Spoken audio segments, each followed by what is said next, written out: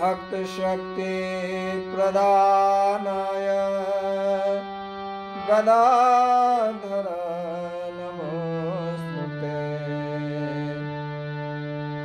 कस्तूरी तिलकं ललाटपटले वक्षस्थले कौस्तुभम्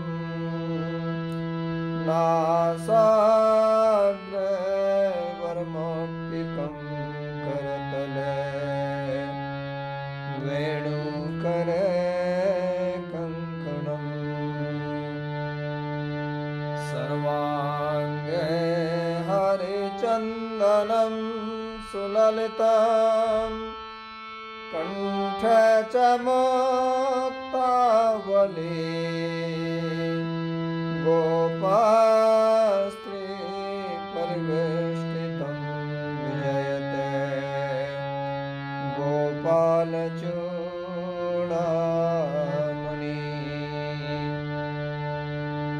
जन्माद्यस्य तोऽन्वयादितरतः चार्थ सुभेज्ञस्वरा तेने ब्रह्म हृदय आदिकवये मुह्यन्ति यत्सूरयः। तेजो वारिमृदां यथा विनिमया यत्र त्रिसर्गो मृषा धाम्ना स्वेन सदा निरस्तकुहकम् सत्यं परं धीमहि। धर्मः प्रोज्झितकैतवत्र परमा निर्मत्सराणां सतां वेद्यं वास्तवमात्रवस्तु शिवदम् तापत्रयोन्मूलनम्। श्रीमद्भागवते महामुनिकृते किं वा परैरेश्वरः सद्यार्यवरुध्यते त्रिकृतिभिः शुश्रूषुभिस्तत्क्षणात्। निगमकल्पतरोर्गलितं फलं शुकमुखादमृतद्रवसंयुतम् पिबत भागवतं रसमालयम् मुहुरहो रसिका भुवि बालका।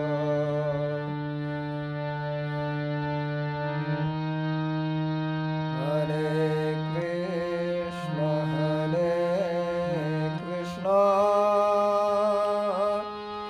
Krishna Krishna Hare Hare Hare Ram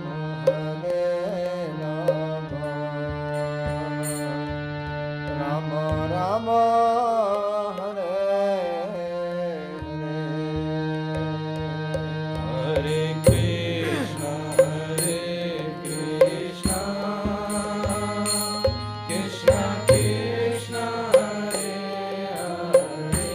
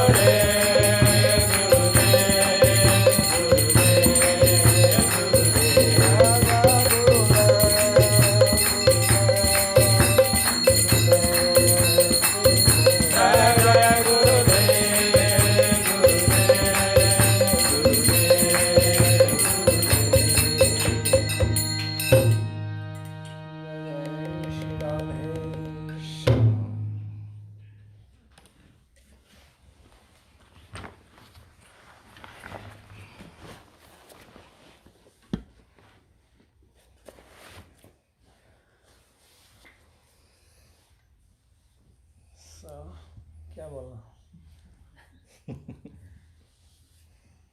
Everybody knows everything, right? Anybody who does not know? So in this world, there are two basic mysteries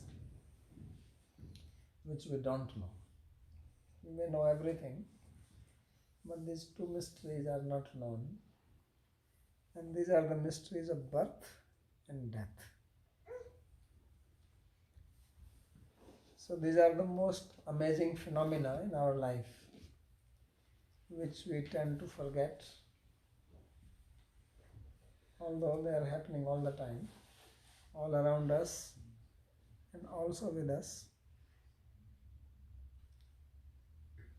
And these are two mysteries which cannot be understood by empirical science. They do not have the means to understand them, and it is beyond the scope of empiricism. It is quite amazing that this body can talk. Now, of course, you have artificial intelligence, you have robots, and they're doing quite amazing things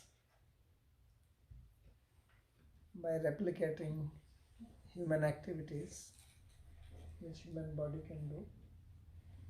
But still, it is only an imitation.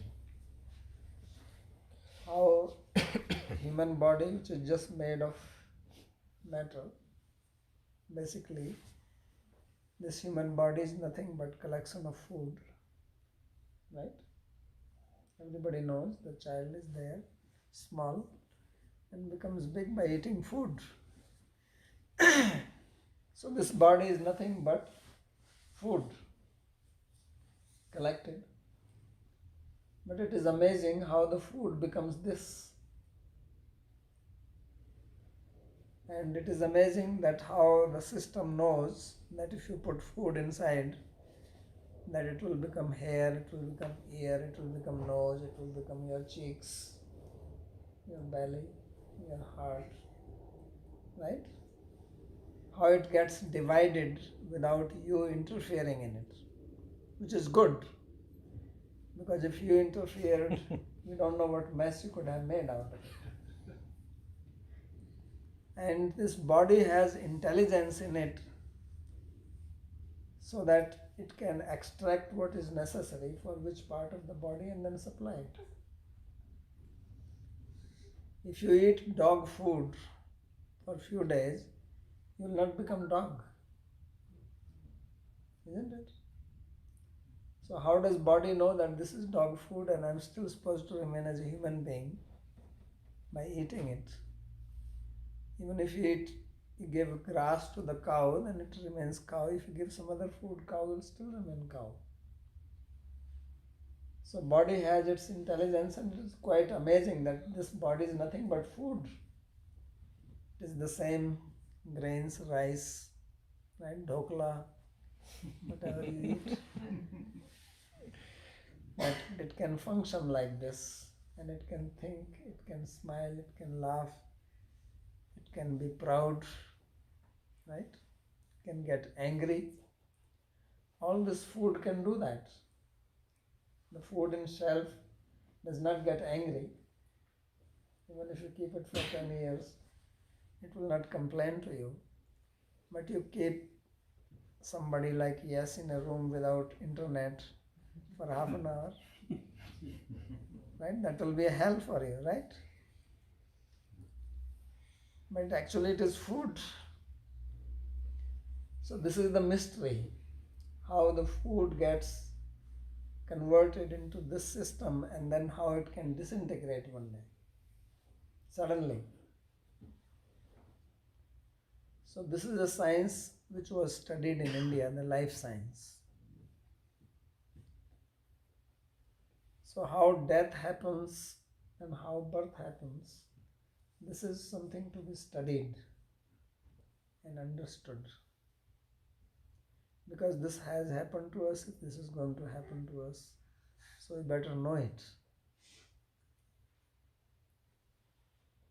So according to our scriptures, this whole system functions on 5 pranas. There are 5 types of energies. Prana is, although we translate it as air, but it is not just air, it is energy system.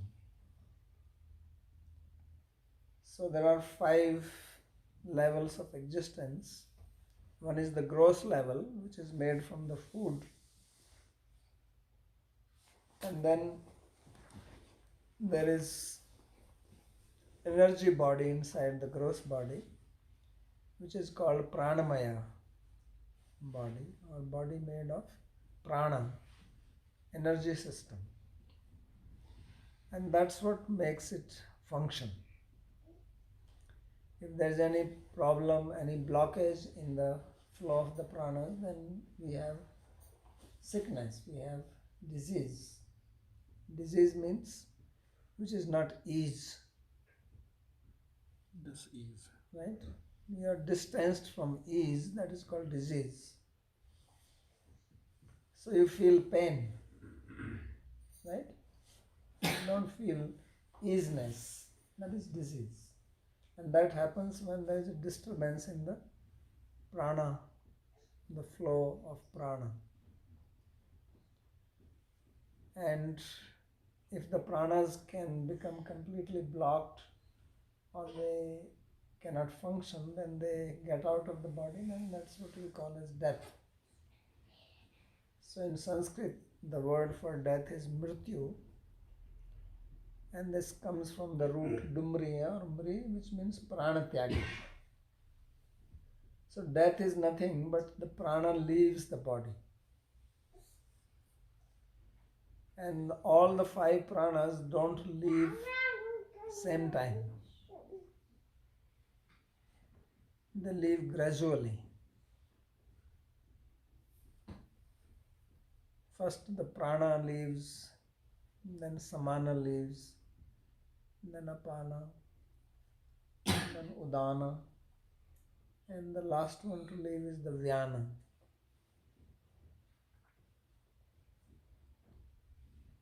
So that's why, although we say that somebody dies when the person is not breathing, because then the heart stops, brain stops functioning, but actually it's not complete death yet. Dead body, the hair can still grow. Many cells are still functioning. Because all the pranas don't leave immediately, they take time. And that's why in India we have the system of burning the body. That now it is over, otherwise the Atma, which is associated with these pranas, can linger around because of the pranas.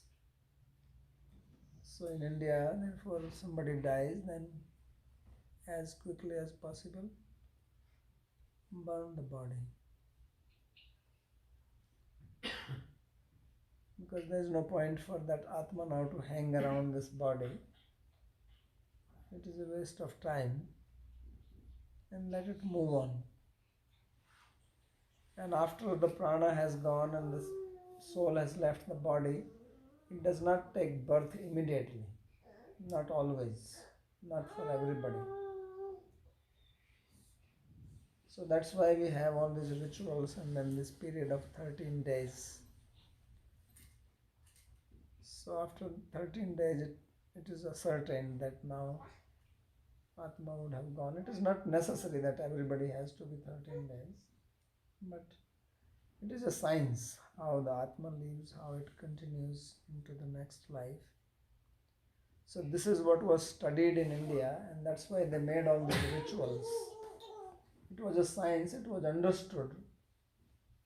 Now we have forgotten that because we don't study that science, we know other science.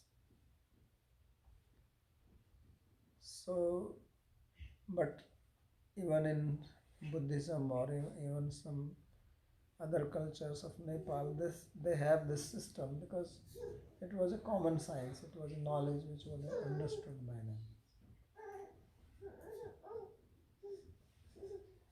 So there may be many Atmas hanging around here,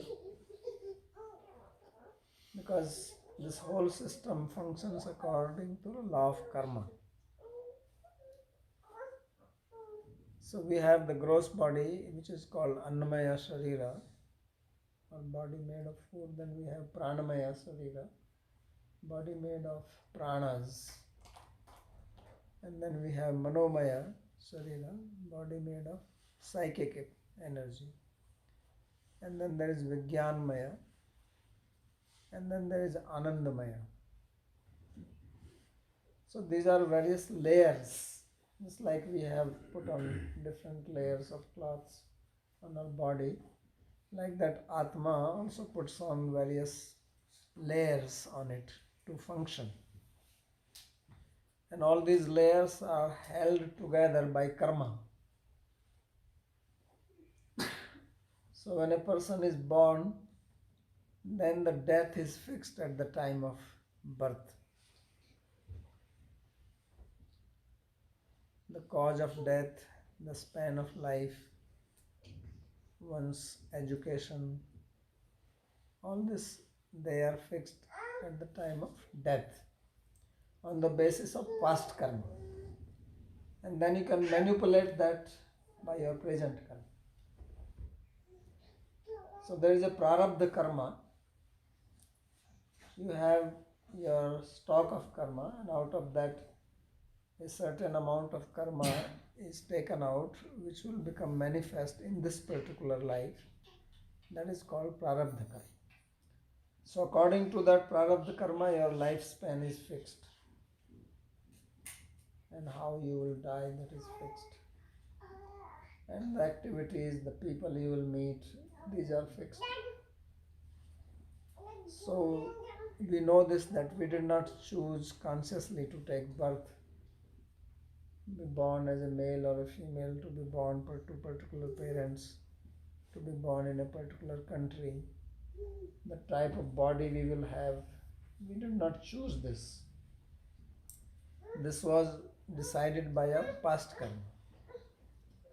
And it is karma which holds these bodies together.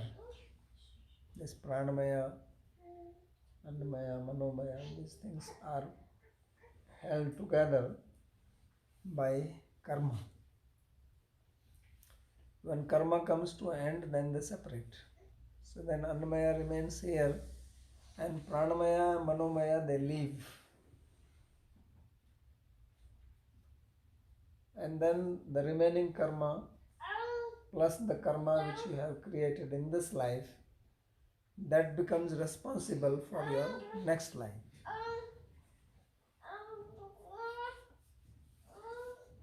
But if there is a sudden death,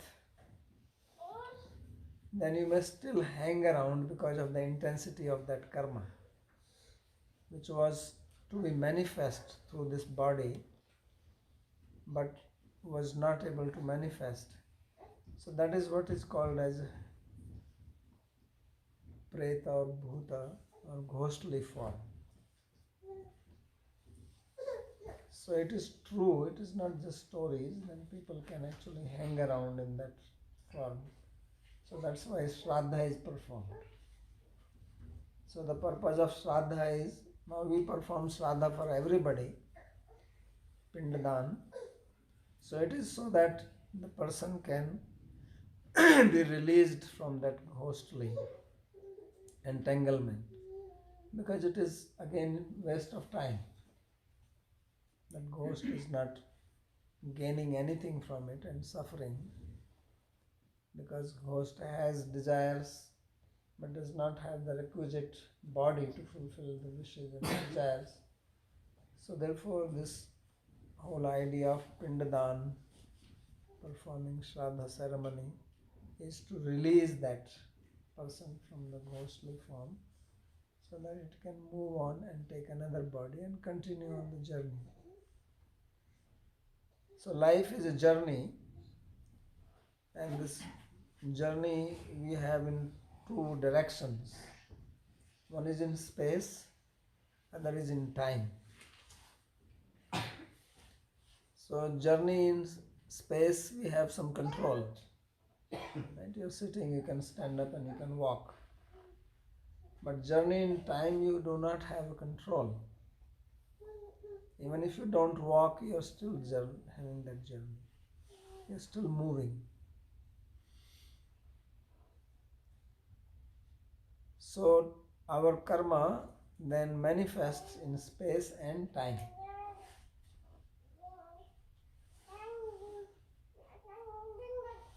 And then we get another body, and then we start another life in that. So it is because of karma that we take birth, and it is karma which leads us to death. And if we can disentangle ourselves from karma, then we become free from birth and death. So that is what we call as moksha or mukti or liberation. So that is the choice we have. Regardless of our prarabdha karma, we have that choice to continue in this cycle of birth and death, which is called samsara. Samsara means moving. And it is a cycle because in the samsara everything is a cycle. Everything beginning from atoms up to the big cosmos, everything moves in cycles. So you know that if you move in a cycle, you don't go anywhere. Right? If you do parikrama, then you can just rotate around that. Like in India, we used to have these bulls going around Kolu ka bell.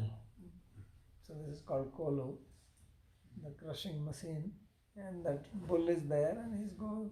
So he can walk 10, 15, 20 miles in a whole day, but he remains there only. So that's why it is called an entanglement or a bondage. That you are on a journey, but you are just rotating around a point. So that is the samsara. So like in an atom, there are electrons, they're running around, but they don't go anywhere. They run quite fast, but they're there only. So our life is also like that. We are also moving very fast. We are sitting on this planet Earth, which is moving 1000 miles per hour. It's quite good speed. So we're also running very fast, but we don't go anywhere, right? By the time you came until now, how many miles you have moved? But you're still there. So it's up to us if we want to remain in this samsara and rotate, or we can get out of it and become situated in eternal life of bliss, life of love. So that is what our Shastras teach. That is what Bhagavad Gita teaches. Yadgatvana nivartante tadhama param. So we like dham, right? Everybody likes to have a nice house. But this house is temporary. Body is temporary, not to speak of the house. You leave before the house leaves you. You have to leave by the law of karma. Whether you like it or you don't like it. But there is a dhama, which is called Vaikuntha Dhama, where if you reach, then you don't have to leave. Because we don't like to leave. We are forced to leave, that is a different story, but nobody likes force, we like freedom. So that is the purpose of life, and that is the only way to solve this mystery of birth and death, and to get out of that. So that is the message of Bhagavad Gita, that is the message of Upanishads, that is the message of Vedanta Sutra, Vedas, Mahabharata, Ramayana. They all aim at that. That how you end this cycle. Otherwise, you keep on solving problems here and there is no end of problems. Problems also have cycle. You solve them, they come back. So they keep coming. And if they don't come, then we create. Right? If you don't have a problem today, then you will create one. Because you get so used to the problems. Right? Like people, they solve these crossword puzzles. Right? So they get so used to that they have to solve it every morning. If they don't get it, they are troubled. They need a puzzle to solve. So our mind is like that.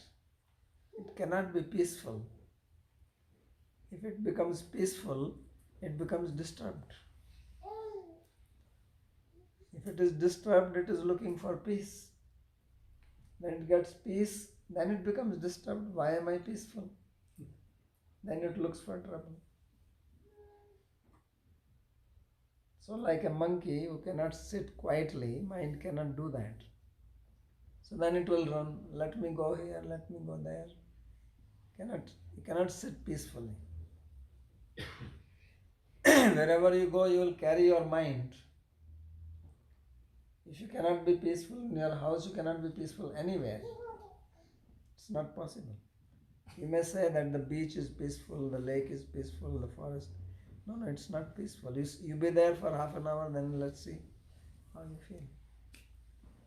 So if you cannot be peaceful in your house, because there is no place which is more peaceful than your own house. Pantho swasranam yatha.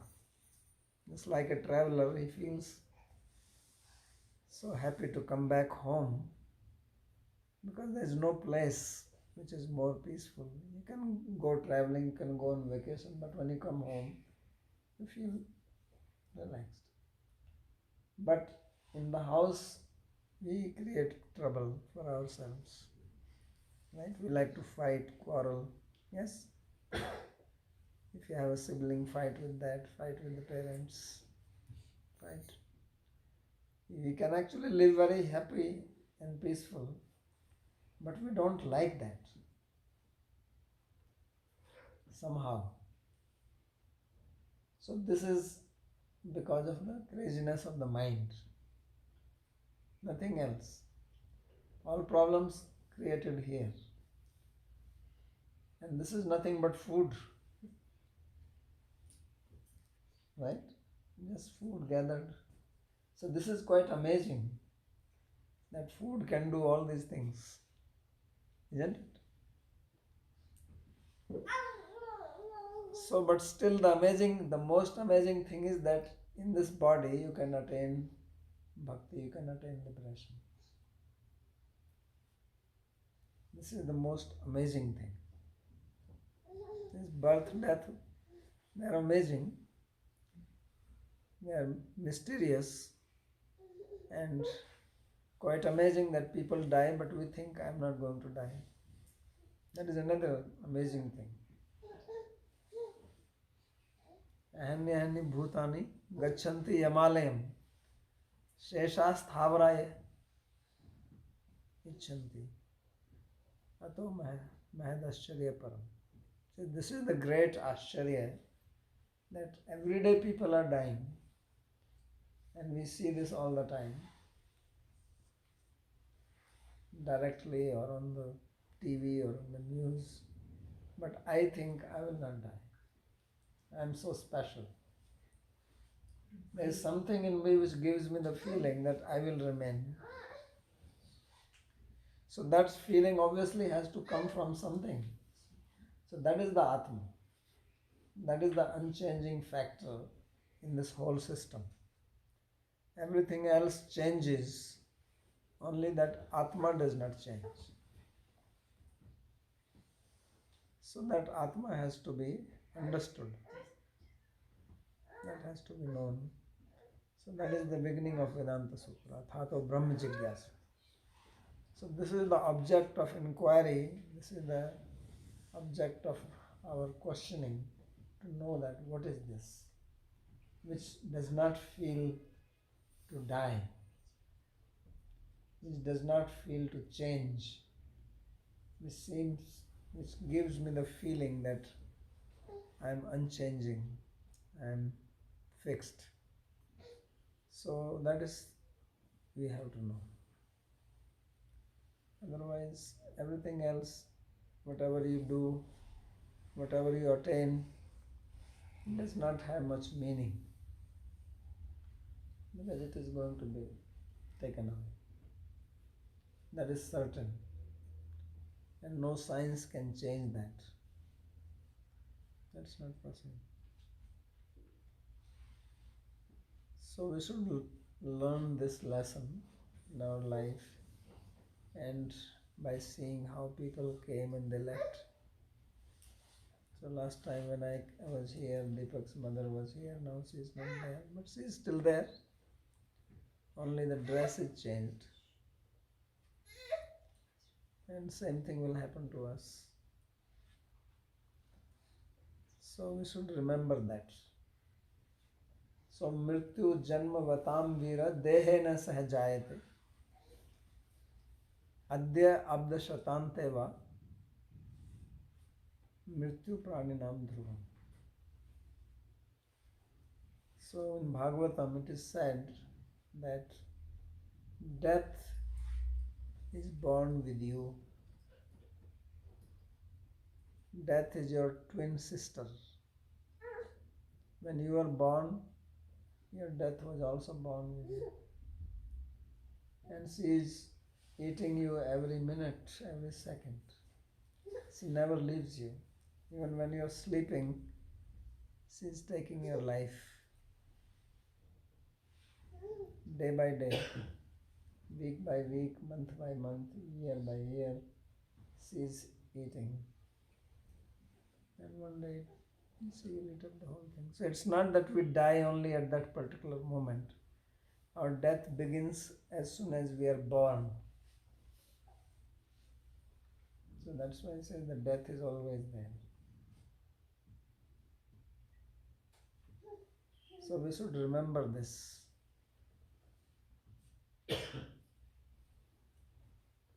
So Ajara Marvat Pragyo Dharmam Artham Cha Project and Mrityuna Grihita Vakesesu Dharmam Achare. That we should follow Dharma thinking I can die anytime.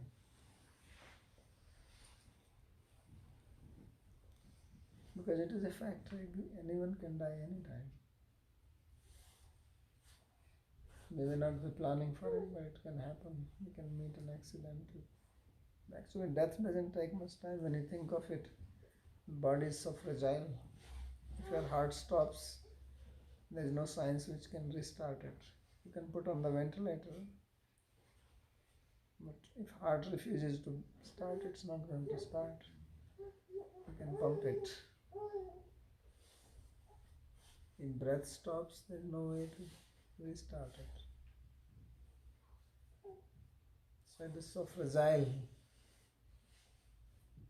Yet we have so egoistic, we think that we can conquer the world.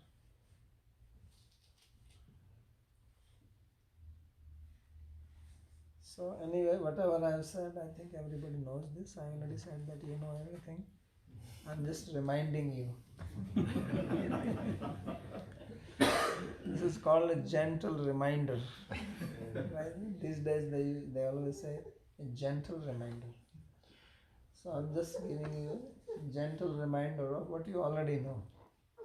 You don't accept it. That's the problem. I got a question, and it's twofold. First, you said we got to bring our karmas to an end. So that would be the first part of my question. How do we bring our karmas to an end? But the second part I find more amazing is that intellectually all appreciate what you say. Each and every one of our scriptures are trying to make us aware of the same thing. We acknowledge what you say, yet we have no desire or appreciation of it. Why is it that? So how to bring karma to end? There are different processes for that. In India we have Karma Yoga, Jnana Yoga, Raj Yoga, Bhakti Yoga. So these are different processes which were designed how to bring your karma to an end. And every school has their own explanation and practice. So in Bhagavad Gita, Krishna has discussed them, but the process which he personally recommends is the process of Bhakti Yoga, and which means taking shelter of Krishna, taking shelter of God. Because karma hangs on ahankara. It's a simple process. It's quite understandable that if you perform an action, then you are responsible for the result, right? It's not very complicated. It's as easy as 2 plus 2 is equal to 4. If you go and work in an office, then you demand salary for that, right? You don't demand salary for someone else's work. If you are not employed somewhere, you don't go and say, please pay me salary. So he will say, for what? Says, yeah, because I want it. No, it doesn't work like that. So if you do some work somewhere, then you are entitled for the result of that action, right? If you employ somebody and that person works for you, then you pay. But if it does not work, then you don't pay. So karma is similar. So I perform action, then I get the result of that. I'm entitled, and you will get it without you asking for it. So the simple thing is that if I do not associate with that action, then I don't get the karma. Because karma hangs on the peg of ahankara. If you have a shirt, then you have to hang it, you need a peg or a hanger. But if there is no peg, where will you hang your shirt?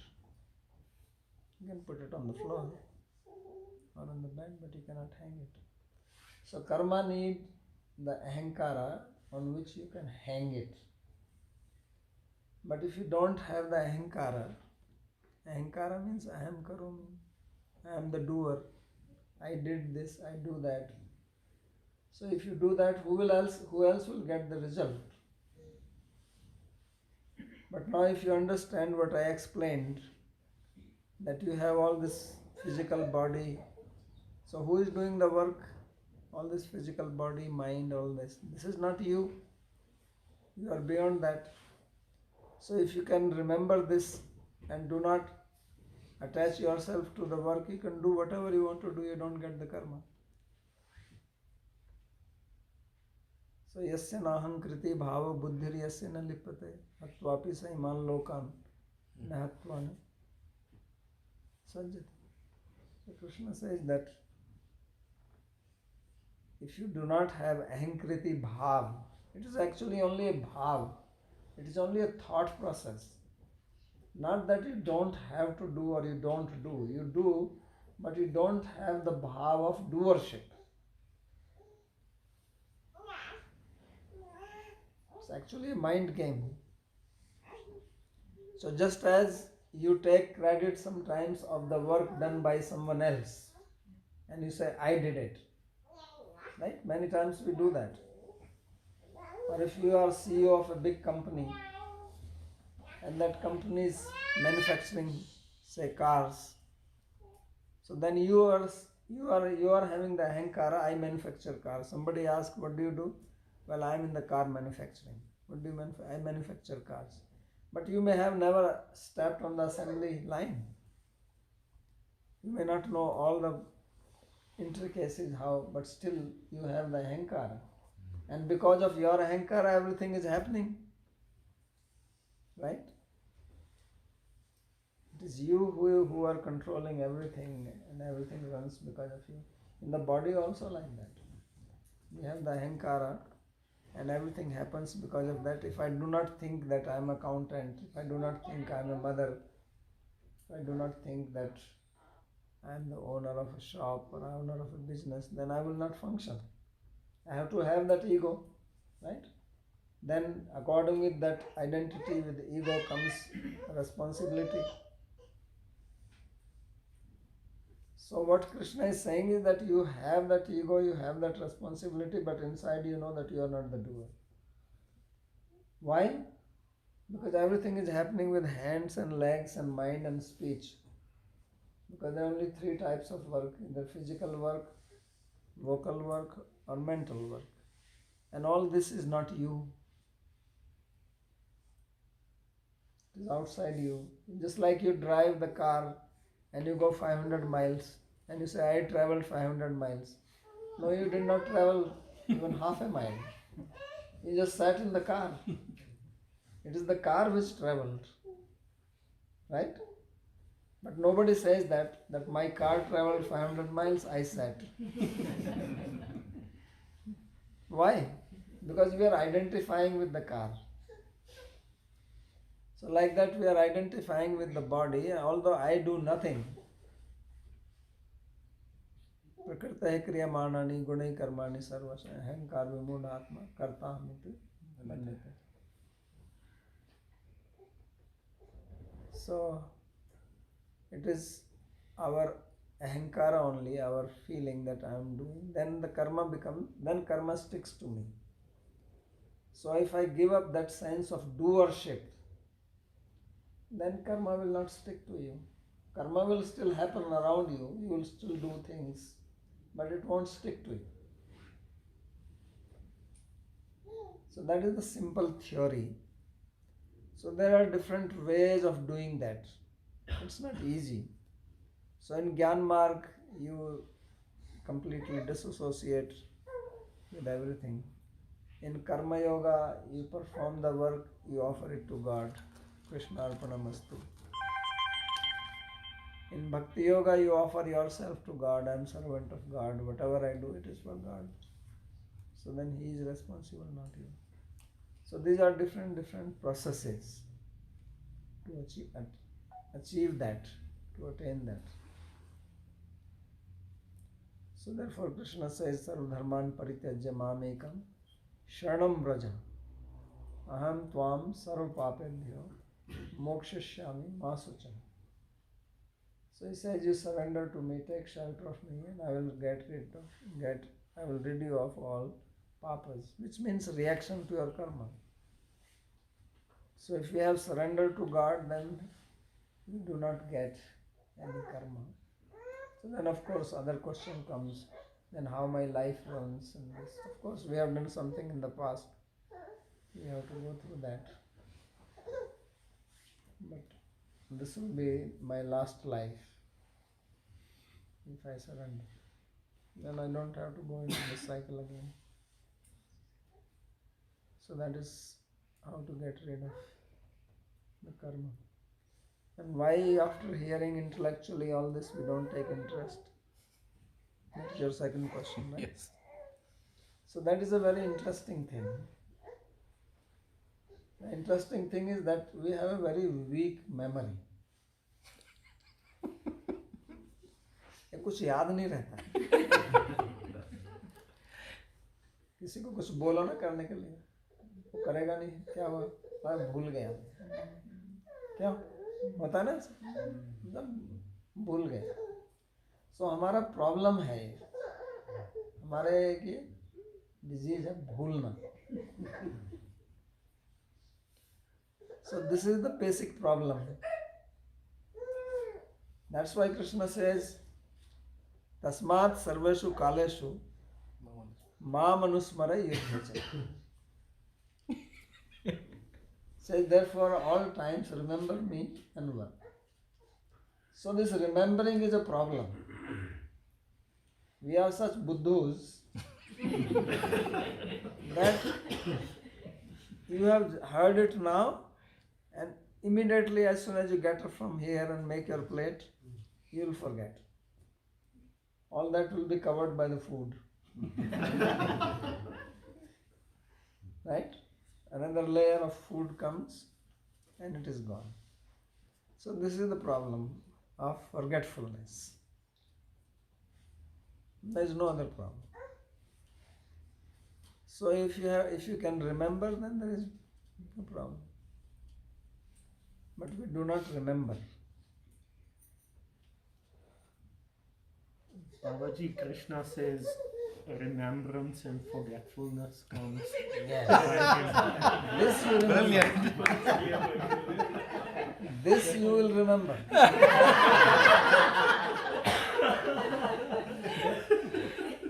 Jnanam smriti mahvanam. Because then it's not my responsibility.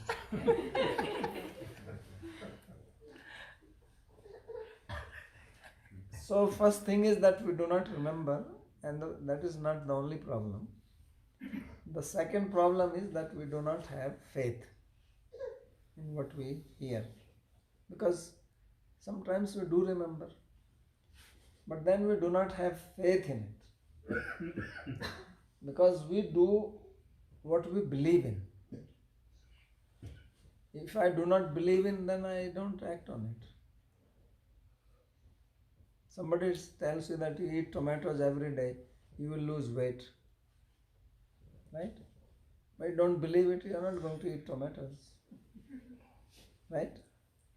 But if doctor tells you, and you have trust in doctor, then tomorrow you will have tomato juice.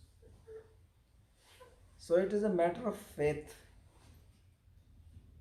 So, ashraddhya hutam dattam. So when we do not have shraddha, then we don't act on it. Agyascha shraddhadanascha sansayatma vinashyati. So we are ignorant, we are faithless, and we are doubtful. So then we don't act. So these are the two basic problems. Problems of remembering and problem of faith. And lack of faith is a bigger problem than not remembering. So at any cost, whatever it takes, no matter how much money it takes, how much effort it takes, so try to acquire that faith. That's my next question. How do we acquire the faith and the remembrance? So this is a little bit catch-22. Because to acquire faith, you have to have faith. Right? If I don't have faith in all this, why the hell I want to acquire faith in it? So this faith originally comes by the grace of God. Otherwise, why would you make any effort for something in which you don't have faith? So once I have faith, then I start working on it myself. Then nobody has to tell me. Whatever people are doing, they have faith in that. That's why they do it. If you are going to school and you are studying, you have faith that this is good for me, right? Or you do something else. So you believe in that even if you play video games. Then you have faith in it that this is good for me. Whether it is good or not good, that is a different story. Right? But you think like that. So it is faith which drives us. Whatever your faith is, that's where you are. Shraddha mayo ayam purusha yoyat shraddha sa eva sa. Krishna says that this person is made of shraddha. And whatever he is, nothing but shraddha. So this shraddha is something which is missing in people now. But Babaji, we have faith. We give the bank our money and they keep it for us. So we have faith. Yeah. But is it that we have faith in the wrong things? Yeah, that's why I'm saying that wherever you have your faith, that's where you are. That's what you do. So we don't have faith in this spirituality. We don't have faith in that. We don't have faith that I'm going to die and all this will remain here. We don't have faith in that. That's why I said that intellectually I can understand and I can agree, but I don't believe in it. So I don't believe it because I forget and I don't believe in it, therefore I don't act on it. Right? You understand? Oh, Babaji, it's what's the word they use in English? It's selective forgetfulness. Sometimes you forget deliberately in spite of knowing.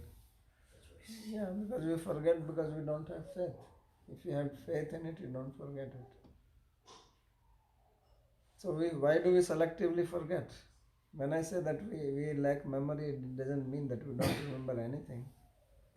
Everybody has got remembrance of so many things, right? People attend quiz test, exams, this, that, they have their general knowledge, they appear in tests. So they know so many things. So when I say memory, lack of memory means about spiritual topics. Other things we remember. So because our Shraddha is in other things. So wherever is your Shraddha, that's what you remember. If your Shraddha is in Bhakti, then you will remember that. If your Shraddha is in business, then you will remember that.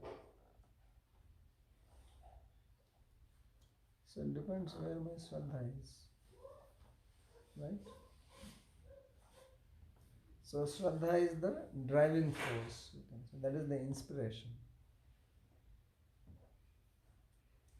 So what these motivational talkers do is they try to put your Shraddha in your own capability, right?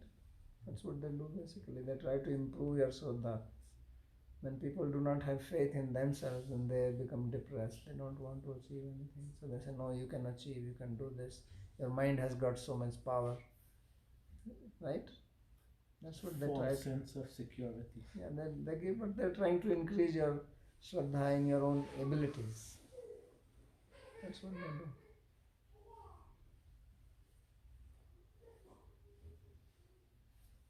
And Babaji, how does a devotee experience death versus someone who is not a devotee? Well, an experience of death, it depends on where your consciousness or the level of your awareness is.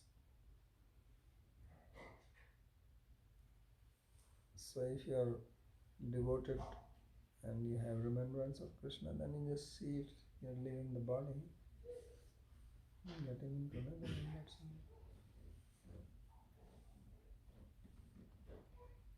That's what Krishna is saying. Dehanosmin yatha dehe kaumaram yamunam jara tha deham tarata vasansi jirnani yatha vihaya anyani sanyati navani dehi. So just changing, that's what you feel.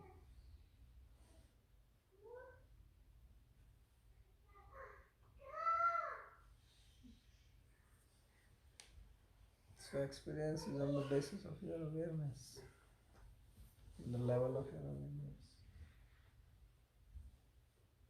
If your awareness is very dull, then you don't experience. Something is just happening. Just like when they make an operation in your body, they give anesthesia. So you don't know anything what's going on.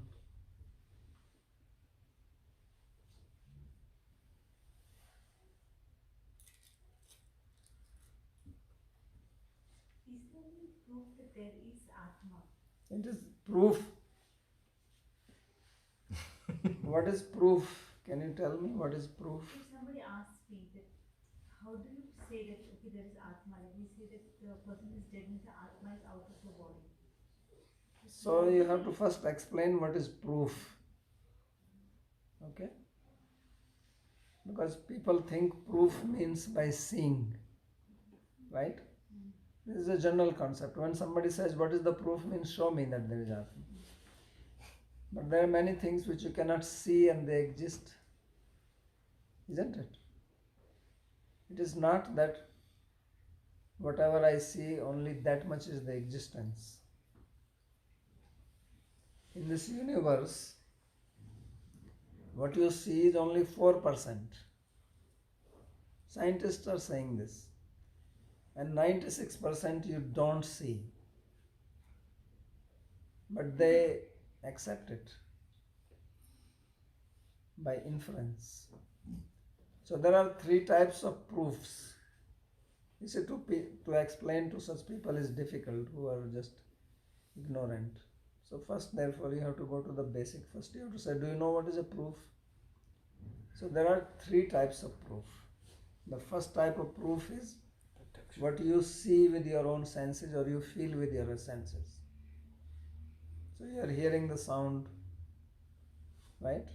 So that is a proof. Your ears are the proof for sound. Your eyes are the proof for the visible objects, right? Your tongue is the proof for taste, right? So this is one proof. But this proof has limitations. Now you hear the sound outside and then you say a car is going or a vehicle is going, right? Have you seen the vehicle? No. You hear the sound, but how do you know that? Or somebody rings the bell and you say someone is at the gate. Have you seen that person? No. So how do you know that somebody is at the gate? Maybe the ghost is ringing the bell. Maybe your mother-in-law is ringing the bell. She wants to come in. How do you know? So you make an inference. That is the second proof. So first proof is direct perception, where you directly perceive something with any one of the five senses. But this proof has its limitation that your senses are limited. You can only see what is in this room. You cannot see beyond the wall.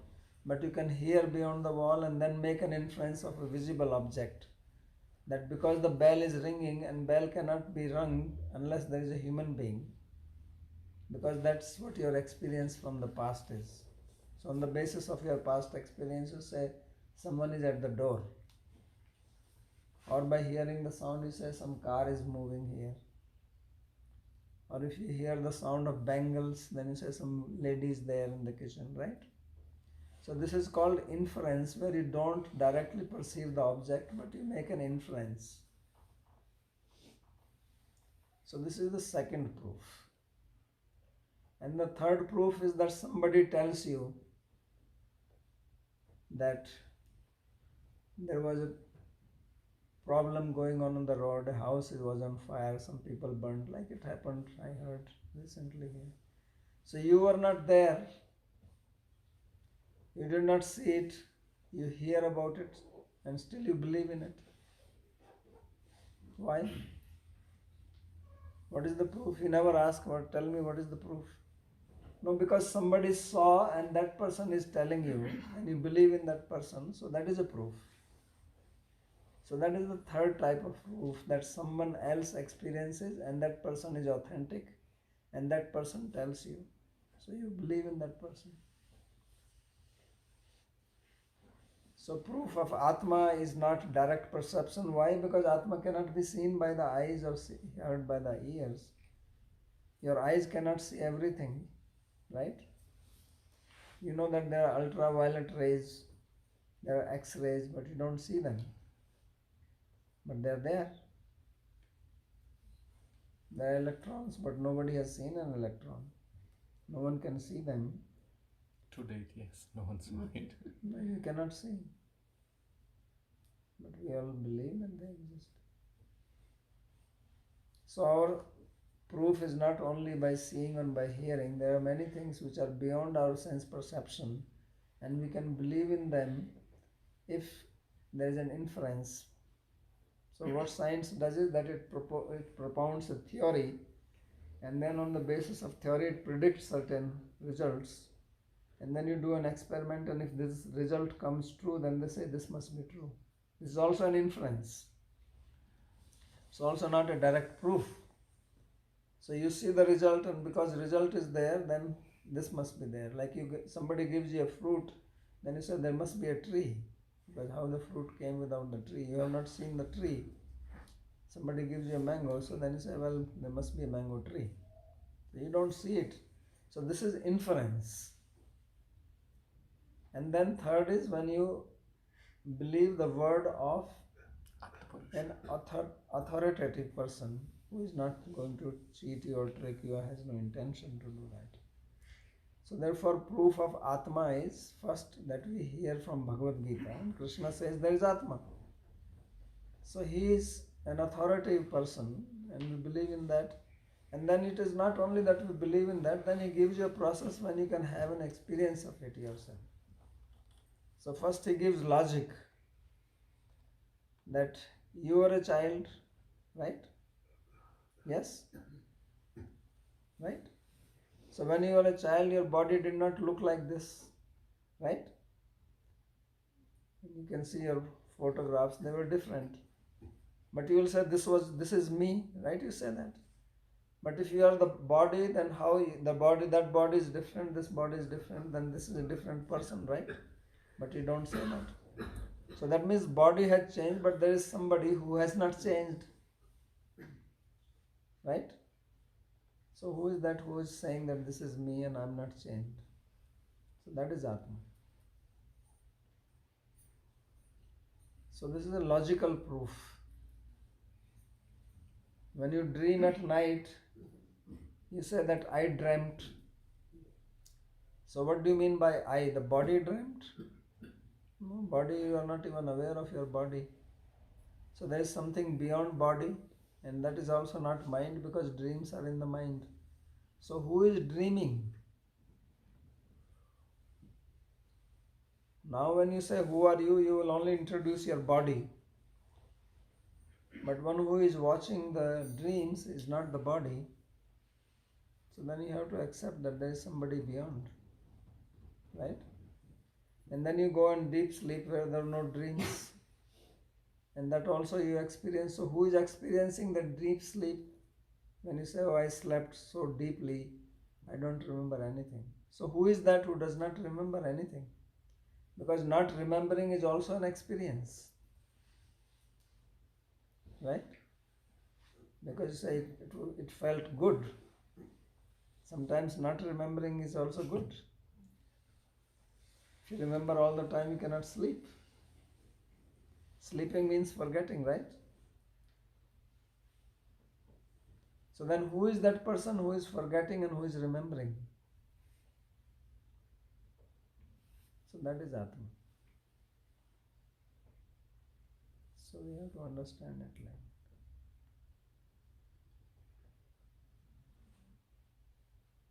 like. Okay? Anything else? So everybody will remember this what I said? Or you will forget after the dinner? Babaji, is Shraddha a seed that is planted by the grace of God, and is it up to us to nurture it and water it? Yes, once you get it, it comes by the grace of God and by the grace of His devotees, by sadhu sangha, comes by association with devotees. And if once you get it, then you should nurture it if you understand. So you also have a role. We don't know when we got that Shraddha, it's when we got the evil forces play out more than so that's why you have to use your intelligence to fight against the evil forces. That is the Mahabharata. So you have to be on the battlefield with your bow and arrow and hit the enemy. So how important does the Guru play in that? How important is? How important Guru plays Guru is in that? Guru is important because without Guru you don't understand. So Guru is the one who gives you knowledge to act, guidance. But being human beings, we don't take that step, Yeah. And without that, I don't think it's a journey to nowhere. Yeah, so that's that step you have to take. It's a journey of repeated birth and death. Yeah. Journey is going on. Even if you don't move, you're still moving. Everything is moving. That's why it is called samsara. There's nothing stable here. Even things which look stable are not stable. The only stable is one place where the Thai horse is. Right?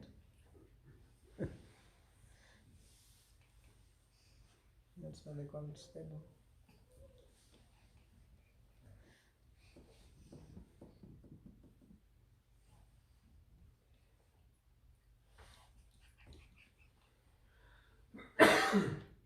So if you want to be stable, become a horse.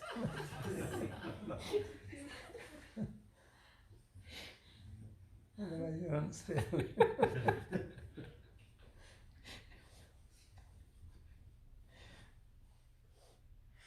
So actually the interesting thing is that the word for horse in Sanskrit is called Ashwa.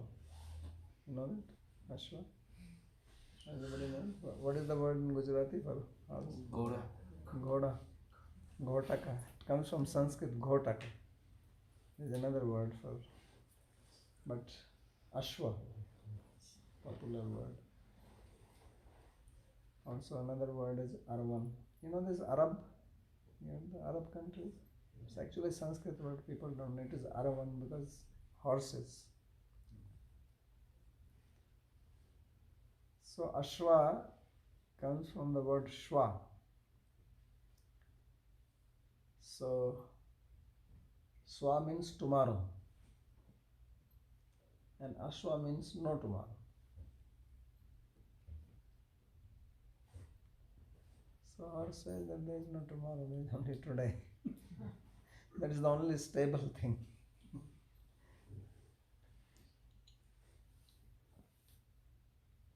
That's why Ashwa is in the stable.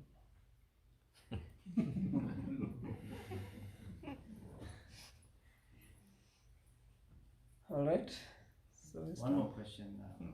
Yes. You mentioned that once we die, we burn.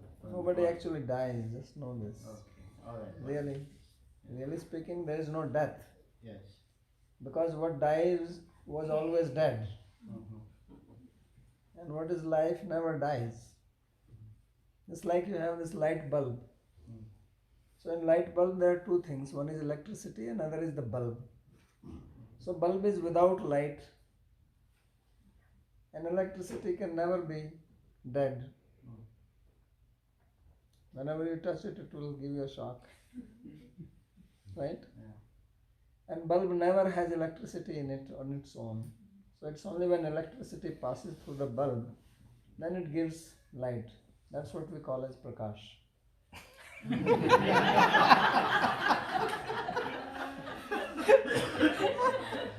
point I was trying to make there. So we burn the bodies, right? So But, body is dead even now.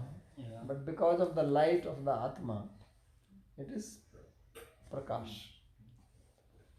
You take out the Atma, it is dead. Because it is dead only. You switch it off, there is no light in the bulb. So bulb doesn't give light. Light comes from the electricity. And My question was, why do saints, realized saints, go put in samadhi position and buried? So that is because their body is considered as holy or sacred. Their body has certain energy, certain power because they become realized. So even their body attains certain potency in it. And we do not burn it, we bury it so that other people can get benefit from that by going there, by respecting. So you can get some power. And who makes the distinction that this is a realized soul and things like that? That decision is difficult to make because those who will make decision do not have the ability to make decision. So generally ignorant people may be making that decision.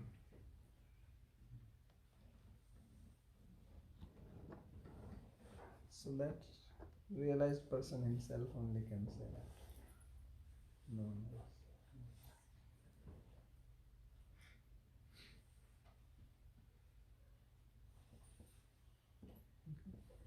Alright, so thank you for coming and Please remember. Very important. So now I think some prasad is waiting for you. You can nourish your Annamaya kosha, Pranamaya kosha, Manomaya kosha, everything.